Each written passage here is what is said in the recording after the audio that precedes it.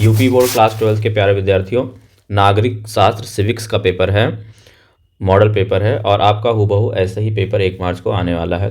तो सभी लोग वीडियो को लाइक कर लेंगे और चैनल को सब्सक्राइब कर देंगे। पूरा ये मॉडल पेपर मैं आपको आंसर के साथ बताने वाला हूँ। अगर आपने पूरा मॉडल पेपर पढ़ लिया तो आप यहाँ पे 95 प्लस मार्क्स यहाँ पे अचीव कर सकते हैं। तो कुछ प्रकार इस प्रकार आपका पेपर होगा, जहाँ पे यहाँ पे क्वेश्चन कोड होगा और ये पेपर कोड नंबर यहाँ पे होगा। समय आपको मिलेगा 3 घंटा 15 मिनट और पूर्णांक आपका 100 नंबर है। प्रारंभ के 15 मिनट में परीक्षार्थियों को प्रश्न पत्र पढ़ने के लिए निर्धारित है। 15 मिनट आप प्रश्न पत्र पढ़ेंगे। सभी प्रश्न अनिवार्य हैं। प्रत्येक प्रश्न के लिए निर्धारित अंक उनके सामने दिए गए हैं। प्रश्न संख्या 1 से 10 तक के बहुविकल्पीय प्रश्न, यानी आपके 10 बहुविकल्पीय प्रश्न आएंगे। प्रश्न संख्या 11 से 20 तक के अति लघु उत्तरीय प्रश्न है, जिनका प्रत्येक उत्तर लगभग 10 शब्दों में देना है। प्रश्न संख्या 21 से 26 तक लघु उत्तरीय प्रश्न है, जिनका प्रत्येक उत्तर लगभग 50 शब्दों में देना है। प्रश्न संख्या 27 से 30 तक के लघु उत्तरीय प्रश्न हैं जिनका लघु उत्तरीय प्रश्न है, और प्रश्न 11 है जिनका प्रत्येक उत्तर लगभग 100 से 125 शब्दों में देना है।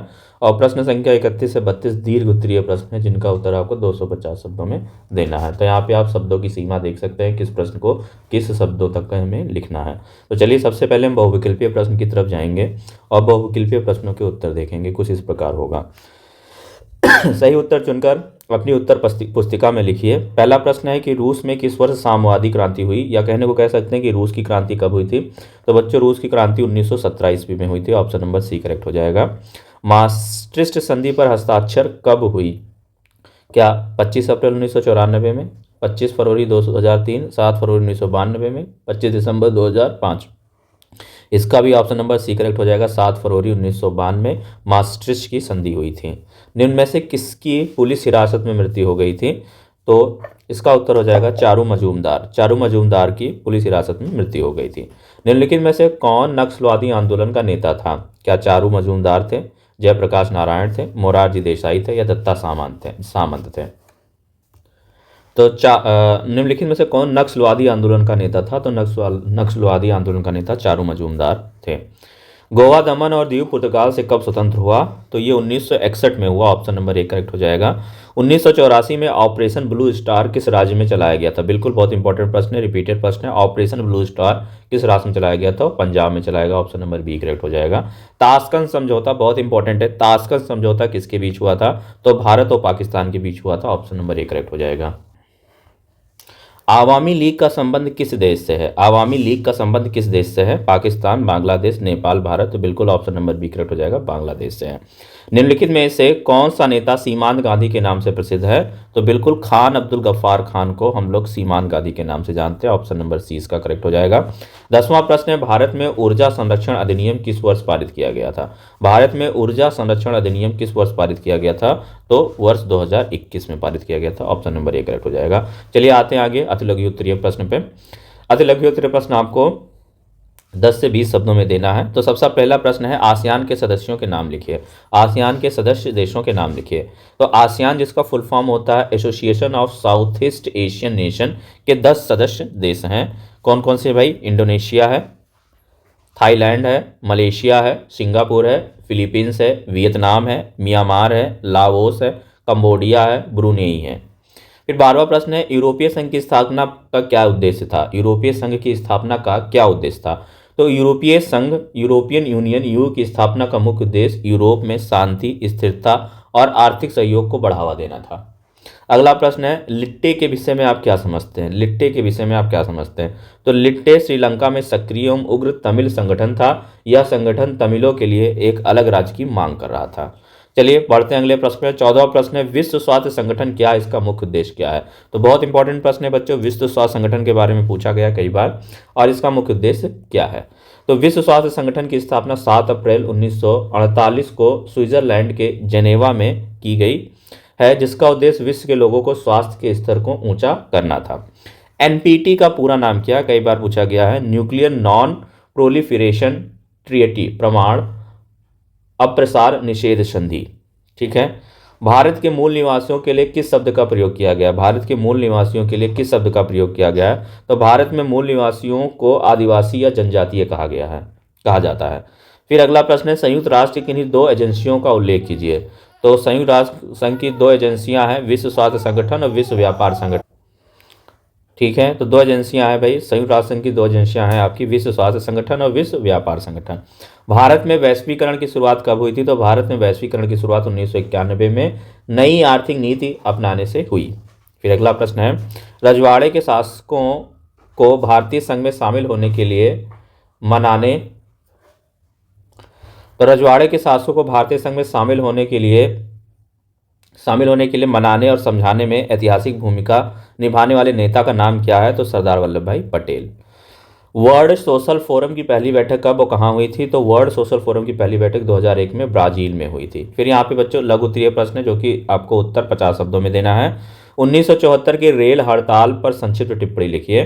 तो 1974 की रेल हड़ताल भारतीय मजदूर आंदोलन का सबसे बड़ा संघर्ष था, जिसमें लगभग 17 लाख रेलकर्मी शामिल हुए। मजदूरी वृद्धि, काम के बेहतर हालात और सामाजिक सुरक्षा की मांग को लेकर यह हड़ताल हुई। 8 मई से 27 मई तक चली इस हड़ताल का नेतृत्व जॉर्ज फर्नांडिस ने किया।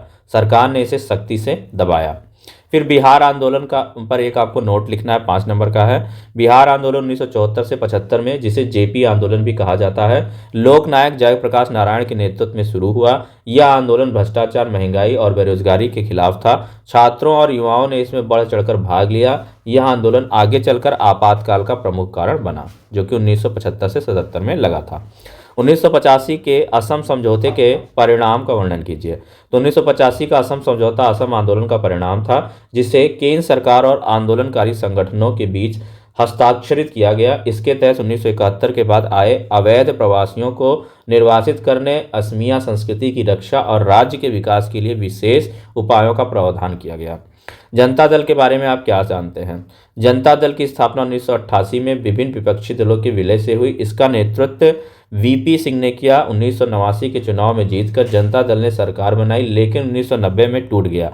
इससे राष्ट्रवादी जनता दल, आरजेडी जनता दल, यू और समाजवादी दल जैसे दल बने। राष्ट्र निर्माण से आप क्या समझते हैं? राष्ट्र निर्माण एक सतत प्रक्रिया है, जिसमें आर्थिक विकास, सामाजिक समरसता, राजनीतिक स्थिरता और सांस्कृतिक एकता के माध्यम से राष्ट्र को सशक्त बनाया जाता है। इसमें शिक्षा, बुनियादी ढांचा, कानून व्यवस्था और नागरिक सहभागिता महत्वपूर्ण भूमिका निभाते हैं, जिससे एक मजबूत, आत्मनिर्भर और प्रगतिशील समाज का निर्माण होता है। फिर यहाँ पे देखिए 26वां प्रश्न है, आज की चीनी अर्थव्यवस्था नियंत्रित अर्थव्यवस्था से किस तरह अलग है? आज की चीनी अर्थव्यवस्था पहले की नियंत्रित अर्थव्यवस्था से अलग है, क्योंकि अब इसमें बाजार आधारित सुधार हुए हैं। 1978 के बाद निजी उद्यम, विदेशी निवेश और निर्यात को बढ़ावा मिला है। सरकार अब केवल प्रमुख क्षेत्रों को नियंत्रित करती है, जबकि व्यापार और उद्योग को अधिक स्वतंत्रता दी गई है। फिर बच्चों यहाँ पे लघु उत्तरीय प्रश्न दिए गए, जिसका शब्द आपको 100 से 125 शब्दों में देना है। तो पहला प्रश्न है कि साझी संपदा संसाधनों का क्या अर्थ है? उदाहरण देकर स्पष्ट कीजिए। साझी संपदा संस्थान, कॉमन प्रॉपर्टी रिसोर्सेस, सीपीआरएस, वे प्राकृतिक संसाधन है जिनका स्वामित्व और उपयोग समुदाय या समाज के कई लोगों द्वारा साझा रूप से किया जाता है। ये संसाधन ना तो पूरी तरह से निजी होते हैं और ना ही पूरी तरह से सरकारी, बल्कि सामूहिक अधिकारों के तहत आते हैं। उदाहरण में देखा जाए तो यह है ग्रामीण चारागाह, गांव में सामूहिक रूप से उपयोग किए जाने वाले चारागाह, झीलें और तालाब, सार्वजनिक उपयोग के लिए उपलब्ध जल स्रोत, जंगल है स्थानीय समुदायों द्वारा लकड़ी, चारा और जड़ी बूटियों के लिए उपयोग किए जाने वाले वन। मछली पकड़ने के क्षेत्र हैं समुद्र या नदी के कुछ हिस्से जहां कई समुदाय मछली पकड़ते हैं। नौ अंतर्राष्ट्रीय आर्थिक व्यवस्था पर निबंध लिखिए। छठा क्वेश्चन 6 नंबर का है। नौ अंतर्राष्ट्रीय आर्थिक व्यवस्था एनआईईओ, परिचय क्या है भाई इसका? नौ अंतर्राष्ट्रीय आर्थिक व्यवस्था एनआईईओ एक वैश्विक आर्थिक ढांचा विकसित करने का प्रयास था, जिसमें 1970 के दशक में विकासशील देशों ने प्रस्तावित किया, जिसका उद्देश्य आर्थिक असमानता को कम करना और न्यायसंगत वैश्विक व्यापार व्यवस्था स्थापित करना था। इसका क्या उद्देश्य है बच्चों? तो विकासशील देशों को आर्थिक स्वतंत्रता देना, व्यापार शर्तों में सुधार ताकि गरीब देशों को अधिक लाभ मिल सके, प्राकृतिक संसाधनों पर संप्रभुता और निष्पक्ष मूल्य निर्धारण, नवीनतम तकनीकों तक समान पहुंचना, वित्तीय संस्थाओं में भागीदारी बढ़ाना जैसे आईएमएफ और विश्व बैंक में सुधार। प्रभाव और सीमाएं क्या हैं? हालांकि एनआईईओ ने महत्वपूर्ण बहस छेड़ी, लेकिन विकसित देशों के विरोध और वैश्विक वित्तीय संस्थाओं के दबाव के कारण यह पूरी तरह लागू नहीं हो सका। फिर भी इसने वैश्विक दक्षिण के देशों को एकजुट किया और आर्थिक न्याय की दिशा में प्रयासों को प्रेरित किया। पंचवर्षीय योजनाओं के मुख्य विशेषताएं क्या है? तो पंचवर्षीय योजनाओं की मुख्य विशेषताएं क्या है भाई? बहुत इंपॉर्टेंट प्रश्न है ये, इसका उत्तर आप देखेंगे। नियोजित विकास, आर्थिक और सामाजिक विकास को सुनियोजित तरीके से सुनिश्चित करना। फिर है निश्चित समय सीमा, प्रत्येक योजना 5 वर्षों के लिए बनाई जाती है। आर्थिक आत्मनिर्भरता, देश को आर्थिक रूप से मजबूत और आत्मनिर्भर बनाना। संतुलित क्षेत्रीय विकास, सभी क्षेत्रों विशेषकर पिछड़े क्षेत्रों का समान विकास। गरीबी उन्मूलन, गरीबों के जीवन स्तर को सुधारने और रोजगार के अवसर बढ़ाने पर जोर। कृषि और औद्योगिक विकास, कृषि उत्पादन में वृद्धि और औद्योगिकरण को बढ़ावा। सामाजिक न्याय, शिक्षा, स्वास्थ्य और समाज के कमजोर वर्गों का उत्थान। संसाधनों का उचित उपयोग, प्राकृतिक और मानव संसाधनों का दक्षतापूर्ण पूर्वक उपयोग। ये योजनाएं भारतीय योजना आयोग द्वारा बनाई गई थी और 2015 के बाद ये नीति आयोग ने इन्हें बदल दिया गया, यानी अब पंचवर्षीय योजना किसमें कन्वर्ट हो गई है, नीति आयोग में कन्वर्ट हो गई है। फिर देखिए तिब्बत का पठार, भारत और चीन में तनाव का एक बड़ा मसाला कैसे बना। ठीक है, और तिब्बत का पठार भारत चीन में तनाव का एक बड़ा मसला कैसे बना। तिब्बत का पठार भारतीय चीन का तनाव का कारण। तो तिब्बत का पठार रणनीति, भौगोलिक और राजनीतिक रूप से भारत चीन तनाव का मुख्य कारण है। 1950 में चीन ने तिब्बत पर कब्जा कर लिया, जिससे भारत के साथ उसका सीधा सीमा विवाद बढ़ गया। अरुणाचल प्रदेश विवाद क्या रहा। अरुणाचल प्रदेश विवाद, चीन अरुणाचल प्रदेश को तिब्बत का हिस्सा मानता है और इसे दक्षिण तिब्बत कहता है। 1962 युद्ध, तिब्बत पर चीन के नियंत्रण के बाद भारत चीन सीमा पर संघर्ष हुआ, जिससे युद्ध छिड़ गया। दलाई लामा का शरण लेना, 1964 में दलाई लामा के भारत आने से चीन असंतुष्ट हुआ। सैन्य तनाव, चीन तिब्बत में सैन्य गतिविधियां बढ़ाकर भारत की सीमाओं पर दबाव बनाता है। फिर दीर्घ उत्तरीय प्रश्न, जिसका उत्तर आपको 250 शब्दों में देना है। तो यहाँ पे सारे दीर्घ उत्तरीय प्रश्न दे रखे हैं और ये बहुत इंपॉर्टेंट प्रश्न है। इन प्रश्नों को आप तैयार करके एग्जाम में जाएंगे। 1975 में घोषित आपातकाल को 1975 में घोषित आपातकाल के सबको पर एक 1975 में घोषित आपातकाल पर एक आपको संक्षिप्त निबंध लिखना है। वैश्विक पर्यावरण को बिना हानि पहुंचा आर्थिक विकास करने के विभिन्न देशों के सामने एक चुनौती है। इस कथन को उदाहरण सहित समझाइए।